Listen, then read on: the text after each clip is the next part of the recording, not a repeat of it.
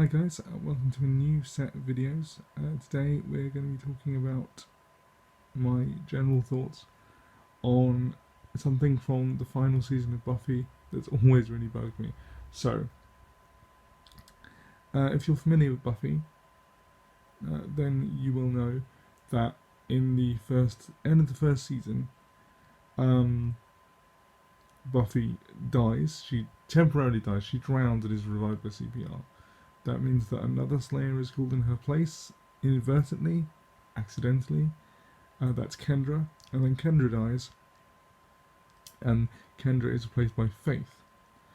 Now, because the show is called Buffy the Vampire Slayer, and she's the main character, obviously, no one questions that Buffy is like the main Slayer.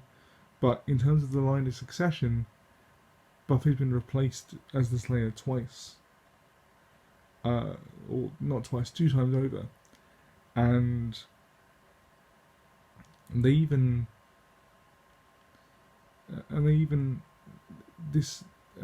leads to complications. Like the fact that they resurrect Buffy in season 6,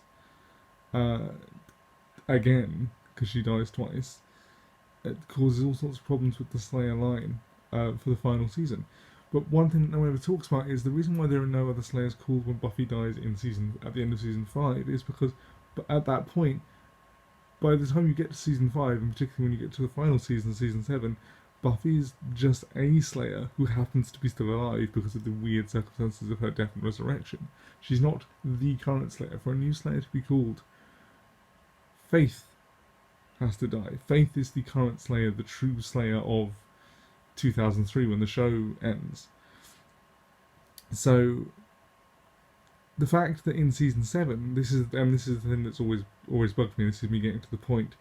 Everyone talks about how in order to preserve the Slayer line, or rather in order to wipe out the Slayers, the first needs to kill all the potentials, all the Watchers, then Faith, then Buffy. But that's not how it works. They'd have to kill Buffy first, then Faith. Because if the line of potentials remains intact, then for one of them to be called Buffy doesn't have to die. Buffy's already died twice. Faith has to die. Faith, as my main point is, as I'll keep saying, Faith is the true Slayer in 2003. Now, of course, all of this is academic because they used the scythe to make all the potentials true Slayers, and we saw in subsequent canonical continuation seasons that have since been that these Slayers, go on to be normal Slayers, and some of them die anyway, and the creation of many Slayers removes the whole line of succession thing, and that's fine.